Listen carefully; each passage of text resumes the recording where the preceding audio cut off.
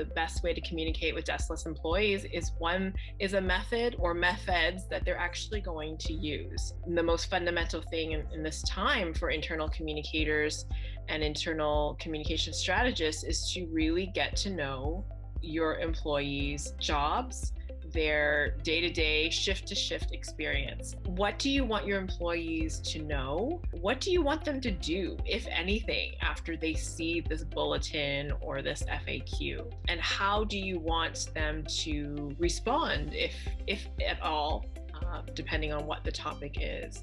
And how are you going to measure whether or not that communication is successful? So I'd go through all of the communication channels that you presently use with employees and look at some of the pros and the cons. Who does it work really well for? There might be a segment of people who are great with email, or maybe you have a Slack channel in your organization and you're finding that, if for some organizations, Slack has completely replaced email. If that's a situation that you have with a division in your organization, or maybe a project in your organization, you could say, okay, well, Slack is working really well because we've noticed that people don't even touch Outlook anymore in this division or in this group, and Slack is where all the business is getting done. Really look and segment, what are the strengths and weaknesses of everything that you are doing in your internal communications mix. Each communications manager or leader needs to take stock of what's your operational unit look like now? Has it now expanded to a 7-day a week? Is it now 24/7? Are you going to be, hiring some temporary seasonal workers to really shore up your operational unit now?